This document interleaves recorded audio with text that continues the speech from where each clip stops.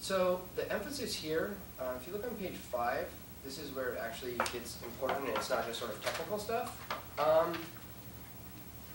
Here's the approach. So I feel like a lot of people think that the GRE is a math test and a vocab test. And it definitely tests those skills. Don't get me wrong, it definitely tests those skills. But it's not really a math test, it's not really a vocab test. There are questions that very much are like, oh, that's just a test of vocab, or oh, that's just a test of like, do you know this? For the most part, it's a problem-solving test. And it's a problem-solving test that just happens to use the domains of math and vocabulary. That's all there is to it. And we'll see a whole bunch of questions like this. Main reason I say this, it's a very subtle sort of framing. Like, oh, great, what's the difference? Great, it's a problem-solving test. We get it, right? What are the implications of that? It's a very subtle framing. You guys should look at it as sort of like a logic problem or a problem-solving test rather than a math test. You can know all the math and just completely flood the entire test. Because usually, you're not applying the math in a straightforward way, especially the way that math is usually taught. Math taught in schools, you learn some formula. Oh, here's the mean. You add up all the numbers, you divide by the number in the set, and you get the mean, right? The GRE will not ask you questions like that. Instead, they'll say something like, you have 10 numbers, the mean is 90, you take one number away, now the mean is 85. What was the number you took away? So you're still using that same basic knowledge, but you have to figure out how to use that knowledge you have to sort of solve the problem, rather than like, oh, I'm just going to like plug things in and do it. The answer here would be, if you look, you would have your sum of 10 numbers, sum of your 10 numbers divided by 10 equals 80, right? Well, you can use this information that sum must have been 800, right? Well, now that's just the sum minus some value over 9 equals, 75 or whatever I said. And since you know this, and this, you can get that. Does that make sense? So you're using these types of formulas and stuff in roundabout ways. You're going to have to know all the math, like I said, is very simple, but you want to know it backwards and forwards, right? And you want to know it so cold where you could be asleep and I run into your room at 4 in the morning, I shake you awake and I go, what's the area of a square? And you're like, oh, it's x squared, right? You want to know it to where it's second nature. You'll get that just working through the problems, but just make sure if there's any stuff in math that you're rusty on, you don't know, throw it on a note card, right? Most of the stuff can be put on note cards. You can put your rules on there.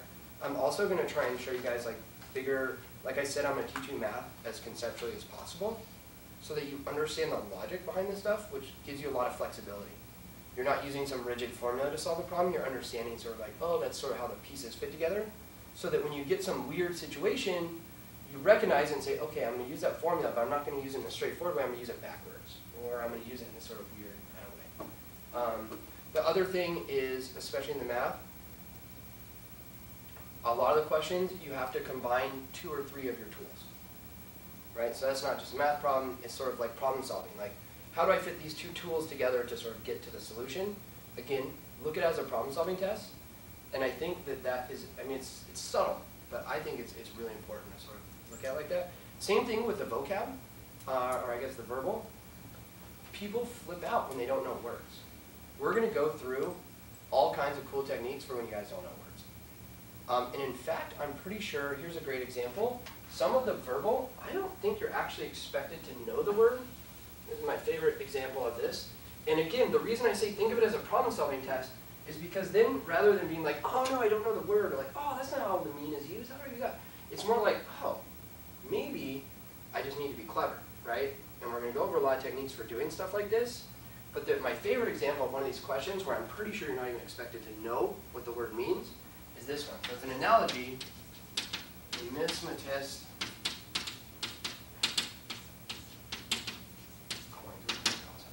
numismatist and coins, right? And you look at that and you're like, what is a numismatist? I have no idea. And given the number of words in English, you really think that they expect you to know every single word? It's unlikely. And maybe, I could be wrong, my assessment could totally be wrong here.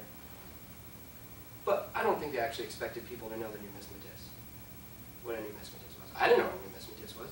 No problem. Still got the answer. No problem whatsoever. I'm trying to remember what exactly the answer was. So there were a whole, oh, you know what, I have it, we'll hit it in the book. But there's 5 answers here. And you look at it, and the logic should go something like this. Again, it's a problem-solving problem. It's not a vocab problem. The logic goes like this. It has ist on the end, right? We can see ist. What does that mean? Person. Some sort of a person, right? So we know it's a person, and coins, right? And now think to yourself, how many possible relationships are there that a person could have with coins? They could make them. They could collect them. They could fear them, but then there would be phobia in there somewhere. That doesn't make sense. So basically, it's probably either someone that makes coins or collects coins, right? Well, you get down here, and all of them are sort of gibberish. And then I think there's one that's like stamp collector and stamps, something like that. And very clearly, it's the only one that would make sense if you just think about sort of the structure of it, right? So does that make sense how I'm trying to sort of shift the framing of how you look at these things? Don't panic and be like, I don't know what numismatist is. What's happening in this test? Expect us to know. It doesn't expect you to know it. It expects you to be able to use creative problem solving to find the answer even though you don't know it. Right? Does that make sense? Again, something that's highly correlated with success in graduate school, which I think is packed into that little prediction correlation. Does that make sense? So I'm going to sort of push this very hard throughout the entire class. We're going to look at it as problem solving, and it's sort of like, how do I get clever and solve the problem? Not like, oh, I don't know that math, or I don't know that word, right? That's totally bad. And you're not doing math in a linear way, you're doing this sort of like holistic way. Sometimes you have to know the word, sometimes you don't. Sometimes you don't even have to know any of the words and you can still get it right. There's all kinds of cool stuff to do here as soon as you break free of the like math, vocab confines. And we're really, really going to sort of go heavily on this.